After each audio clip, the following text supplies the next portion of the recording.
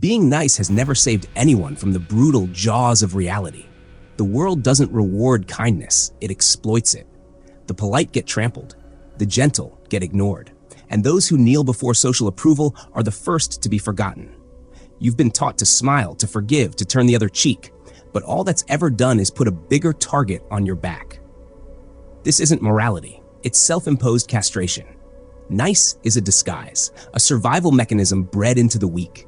It's what you do when you don't have the strength to assert your will, when you're too scared to say no, when you crave acceptance more than truth. It's cowardice covered in soft tones. You smile to avoid confrontation, not because you're good, but because you're afraid. That's not virtue, that's submission. The cult of niceness is the most effective weapon ever created to neutralize threat. If someone wanted to pacify a population, they wouldn't need bullets or laws. They'd just need to convince them that being nice is the highest ideal.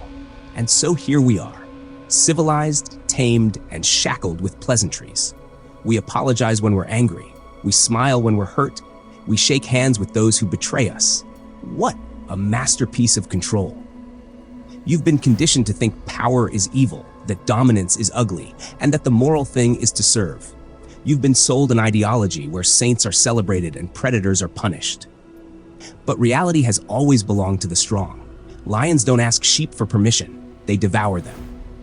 Nature has no patience for softness, and neither does history. There's a reason your niceness hasn't built you an empire, or even earned you respect, because the world doesn't admire people who are agreeable. It respects people who are undeniable, people who command, not conform, people who shape their environment instead of adapting to it. Niceness doesn't inspire fear. It doesn't inspire awe. It inspires pity. When did you first realize your beliefs about being nice were lies?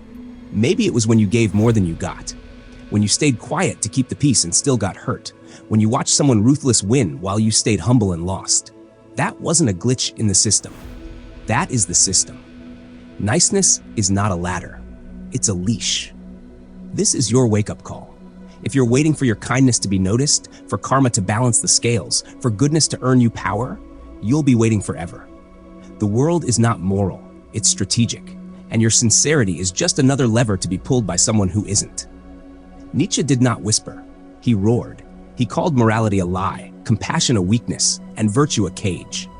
To him, your niceness is not a sign of goodness, it's a symptom of decay. It's the last whimper of a domesticated soul begging for comfort in a world that respects only strength. He saw through the fraud of slave morality, the moral code built by the weak to shame the strong. In Nietzsche's world, your niceness is not noble. It's resentment in disguise. You don't forgive because you're enlightened. You forgive because you're powerless to punish. You don't turn the other cheek because you're divine. You do it because you've been trained to fear confrontation.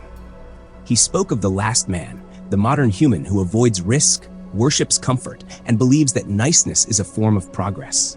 The last man doesn't conquer. He complies. He doesn't speak truth. He censors himself for acceptance. He is polite, hygienic, predictable, and completely useless in the grand story of power.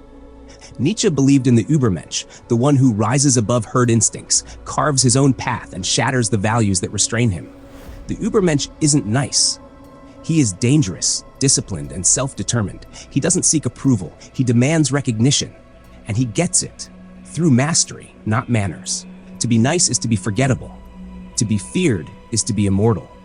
This was Nietzsche's unspoken law. The world remembers conquerors, not caretakers. Legacy is written in blood and brilliance, not in thank yous and apologies. Compassion, in Nietzsche's blade-sharp mind, is often just a disguise for contempt. We pity those beneath us to feel superior. We act kind not out of love, but out of strategy. Because being outwardly nice hides the brutal inner truth. We wish we were strong enough not to care. Nietzsche didn't want you to be kind. He wanted you to be true, even if that truth was ugly, especially if it was ugly. Because only when you face what you are, animal, God, tyrant, savior, can you begin to wield the raw power of your will. He asked one simple thing. Stop lying to yourself. Stop pretending your submission is a virtue. Stop mistaking your fear for morality. Tear off the mask and look in the mirror. What do you see? Someone nice? Or someone neutered? Your niceness isn't keeping you safe. It's keeping you irrelevant.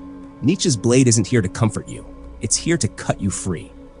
Look at history. Do you think Alexander the Great built empires by being polite? Do you think Genghis Khan was worried about being liked? They understood what you still deny. The world bends to force, not to friendliness. If you hesitate, someone stronger will claim what you couldn't even ask for.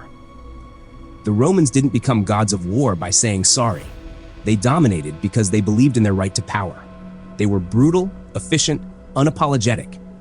They didn't teach their children to be nice. They taught them to win. Even religion, the breeding ground of modern morality, was enforced with blood. Missionaries came with a cross in one hand and a sword in the other. Kindness was preached, but only after obedience was secured. You think morals spread through hugs? No. They spread through fear, conquest, and calculated strategy. Consider the average workplace. The nicest employees don't get promoted. The most agreeable people get overlooked. It's the assertive, the politically skilled, the bold who climb. You've seen it, you've lived it. But still, you cling to niceness like a badge. It's not a badge, it's a blindfold. In relationships, being nice often means being used. You give, you compromise, you accommodate, and then you're discarded for someone more confident, more demanding, more alive. You mistake passivity for love. You let others write your value. And you call that kindness. The bullied kid at school is usually the nicest one. He's taught to stay calm, to be better, to avoid conflict. And so he bleeds for it. Niceness didn't save him. It made him a target. His silence was never noble. It was just unheard. If this makes you angry, you're already losing. Because anger is power unclaimed. Fury that's been stuffed down by years of conditioning. You want to lash out, but you've forgotten how. That's what niceness did to you. It clipped your claws and told you that was noble. Personal betrayal cuts the deepest. When someone walks over you and you still smile, when your kindness is used against you, that wasn't a misunderstanding. That was a lesson. Niceness isn't a shield. It's a scent that predators follow. No revolution was nice. No uprising was polite. Every step toward freedom was paved with broken rules, broken bones, and broken illusions. If your morality fits neatly into every system of control, maybe it was never yours to begin with. You have a choice now. Continue being nice and be forgotten, or become necessary, unpleasant, unstoppable. The world does not need more polite souls. It needs more people who refuse to be puppets. Either you adapt or you are adapted. There is no middle ground. There is no safe space. The age of comfort is an illusion. And every second you delay is another inch you surrender to those who won't hesitate. You think you're good because you're agreeable, but goodness without power is nothing but impotence in costume. Until you can say no without guilt, until you can demand without fear, you are not free. You are compliant. This is psychological war, and you've been disarmed by smiles and slogans. Wake up or die soft. Reclaim your spine. Reclaim your shadow. Reclaim your will. Not through kindness, through confrontation. Stop being nice. Start being real. You owe no one peace if it costs your power.